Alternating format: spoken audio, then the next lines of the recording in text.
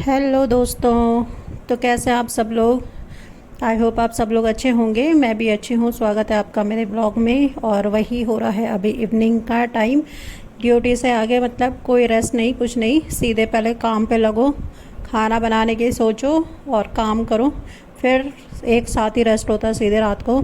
तो अभी ये कपड़े काफ़ी दिनों से फैले हुए थे और काफ़ी दिनों से भी क्या मतलब हो गया इन्हें 1 महीना, जब से मतलब श्वेता लोग आए थे उसके बाद मैंने एक बार और सफाई की थी ऐसे ही। तो फिर दीदी लोगों का भी आना हुआ, फिर मेरा देहरादून भी जाना हुआ, तो ये कपड़े मतलब जहाँ इनकी जगह रहती है ना, ये वहाँ तक नहीं पहुँच पाए।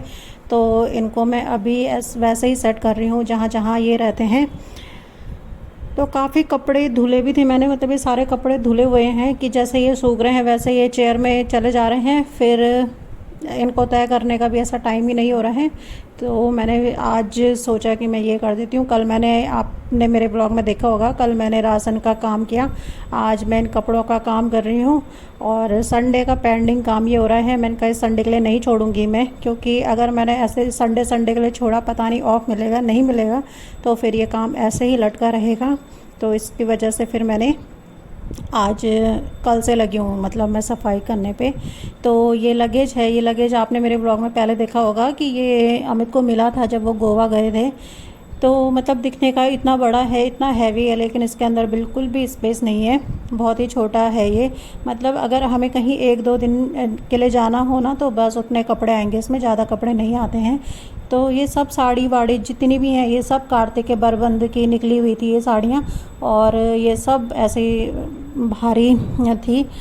तो इनको भी रखना था, क्योंकि फिर ये भी धूल मिट्टी से फिर ऐसे ही ख़राब हो जाएंगी। ऐसे अलमारी के अंदर ही रखी हुई थी मैंने, लेकिन ये है कि मतलब इनको एक सेफ जगह पे रखना ज़रूरी है, क्योंकि मैं साड़ियाँ वाड़ियाँ कुछ पहनती तो हूँ नहीं ज़्यादा, तो ये कम यूज़ होती हैं। इस वजह से फिर आज ये भी मैं बंद कर रही हूँ। लेकिन मैं इसमें बंद तो करी थी, लेकिन इसमें पूरे आए नहीं कपड़े अच्छे से। अब भरने को तो मैंने इसमें सारे कपड़े ऐसे भर दिए थे, जो ये सूट वगैरह भी थे जिनको मैं कम यूज़ करती हूँ, जो ऐसे पार्टी वेयर वगैरह हैं। तो ये भी बंद करने की सोच रही थी मैं कि ये भी मैं बंद कर दूँगी, क्योंकि इनकी भी इतनी ज़रूरत नहीं होती है। तो वही है, लेकिन ये इस वाले लगेज पे आए नहीं पूरे। बंद करने में काफ़ी प्रॉब्लम हो रही थी इसको।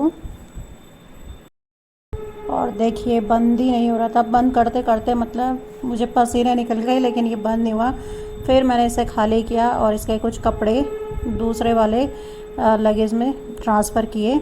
दूसरे वाले मीन्स जो मेरा एक बड़ा लगेज है जिसमें मैंने सारी साड़ियाँ वाड़ियाँ रखी रहती हैं, उसमें डालने का बड़ा आलस आ रहा था, क्योंकि वो भी अलमारी में 2-3 लगेज के नीचे दबा हुआ है। तो उसकी वजह से मैं सोच रही थी कि चलो इसी पे आ जाता तो सही था, लेकिन नहीं आ रहा था। तो फाइनली ये साड़ियाँ अब उसी बड़े वाले लगेज में जा रही हैं।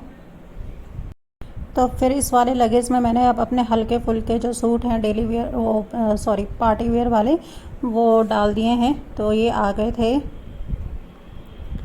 तो लीजिए अब आ गई हूँ मैं रूम में, और रूम पे भी देखिए कैसे उथल पुथल मच रखी है। ये सारे बंद होने हैं ये पिलोज़ वगैरह, लेकिन वही है कि ऐसा ही हो रहा था, आज करूँगी कल करूँगी, टाइम ही नहीं मिल पा रहा था। और मुझे भी शॉप से आने के बाद बहुत थकान लग जाती है, तो इसकी वजह से फिर मैंने कुछ नहीं कर पाती हूँ। पर ये ऐसे ही कब तक। तो देखिए ये अभी पैक कर दिए हैं, और ये लगेज है, अब अलमारी भी सेट कर रही हूँ मैं। तो मैं यही बोलना चाहती हूँ ना कि बिना औरत के ना घर कुछ नहीं होता है। मतलब किसी के घर में चलो आदमी बहुत सारे काम करने वाले भी रहते हैं, लेकिन अगर आदमी हो भी ना काम करने वाला, फिर भी इतने ये छोटे मोटे काम ना सब हमें को ही देखने पड़ते हैं, हमें ही करने पड़ते हैं। तो शादी से पहले भी मतलब एक लड़की अपने घर को पूरा डेकोरेट करके रखती है, सजा के रखती है, और शादी के बाद भी एक लड़की ही सारा कुछ करती है अपने ससुराल में भी।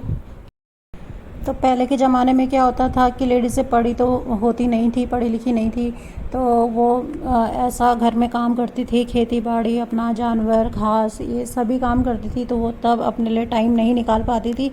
और अब की पढ़ी लिखी लेडीज़ें हैं, सब पढ़ी लिखी हैं, अब जॉब भी करना है, घर भी देखती हैं, तो अभी भी मतलब टाइम कुछ, मतलब टाइम के साथ साथ बहुत सारी चीज़ें बदलती भी हैं और बहुत सारी चीज़ें नहीं भी बदलती है। जैसे एक जिम्मेदारी है जो कभी नहीं बदलती है, जो एक लेडी पे हमेशा ही रही हैं और अब आगे भी रहेंगी।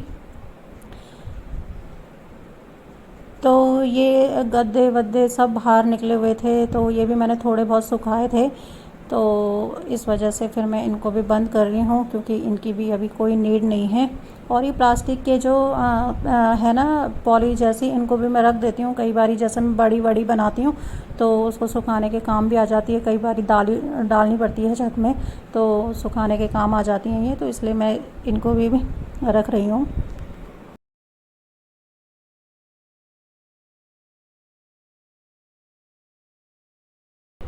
तो ये दीवान भी काफ़ी गंदा हो रहा था और इसमें भी धूल वगैरह जमी जाती है। वैसे तो मैं जब भी पोछा लगाती हूँ तब भी कर देती हूँ साफ़, लेकिन बाहर अगर खिड़की खुली रहती है तो आ ही जाती है धूल रोज़। तो इसको भी आज साफ़ कर रही हूँ मैं। और ये बेडशीट बिछ रही है आज येलो कलर की। तो मेरा मानना है कि कमरों में हमेशा ब्राइट कलर बिछाने चाहिए, इससे मूड भी अच्छा रहता है और एक पॉजिटिव वाइब्स रहती हैं आपके साथ हमेशा, और खुश रहता है मन। इस वजह से फिर मैं कमरों के लिए डार्क बेडशीटें ही प्रेफर करती हूँ। तो यहाँ पे मैं बातें कर रही हूँ कार्तिक के साथ, और कार्तिक आया है अभी और बता रहा वो अपने स्कूल की एक्टिविटीज़ वगैरह कि क्या हो रही है उसके स्कूल में। अभी खुला है ना इन लोगों का स्कूल, तो वो मुझे बता रहा, कैमरे के आगे नहीं आ रहा है। मैं उसे कह रही हूँ कि कैमरे के आगे आके बता, तो उस कैमरे के आगे नहीं आ रहा था। तो आज मैं बनाने वाली हूँ पहाड़ी स्टाइल में काले चने की सब्ज़ी। तो उसके लिए मैंने चने उबाल लिए हैं और ये तेल गरम हो गया है और इसमें मैंने डाल दिया है जीरा। और ये मैंने पेस्ट बना के रखा था प्याज, लहसुन और अदरक, टमाटर का, और ये अब मैंने इसे डाल दिया है। तो हम इसे पकाने के लिए रखेंगे और तब तक इस मसाले को भूनेंगे जब तक ये ऑयल सेपरेट ना करे।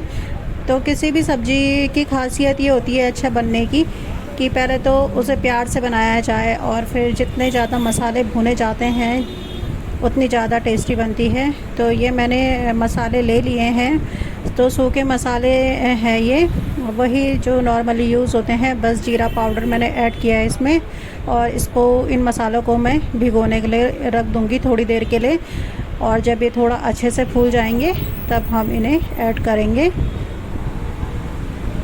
तो मसाले नमक, हल्दी, धनिया पाउडर, जीरा पाउडर और रेड मिर्च पाउडर, बस यही मसाले हैं अभी फ़िलहाल के लिए। तो देखिए प्याज वाला जो पेस्ट बना के डाला था वो ऑयल सेपरेट कर रहा है। तो ये मसाला मतलब भुन चुका है। तो कलर भी देखिए कितना अच्छा आया है इसका।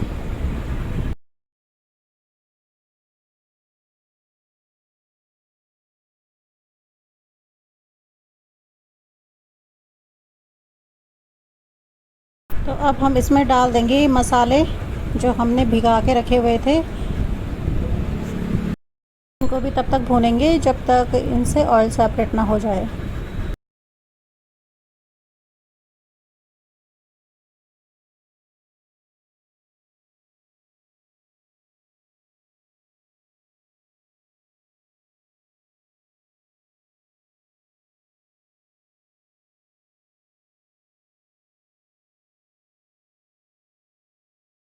तो ये देखिए चने, तो इनको थोड़ा थोड़ा मैंने हल्का हल्का सा मैश भी कर लिया है ताकि थोड़ा ग्रेवी गाढ़ी बने। और ये मैंने 2 आलू इसी में उबाल दिए थे। तो वैसे जब भी इस टेक्निक से हम सब्जियां बनाते हैं पिसे हुए मसालों के साथ, तो ज़्यादा मतलब गलाने की भी ज़रूरत नहीं होती है चनों को, और ये आलू वगैरह डालने की ज़रूरत नहीं होती है, मैश करने की ज़रूरत नहीं होती है, क्योंकि ये मसाले काफ़ी गाढ़े हो जाते हैं बाद में, और इनसे सब्ज़ी अच्छी बन जाती है, गाढ़ी बन जाती है। लेकिन फिर भी मुझे आलू अच्छे लगते हैं चने के साथ, तो इसलिए मैंने इसमें आलू डाल दिए हैं और थोड़े से मैश भी कर दिए हैं चने। तो इन चनों के साथ मैंने बनाए हैं चावल।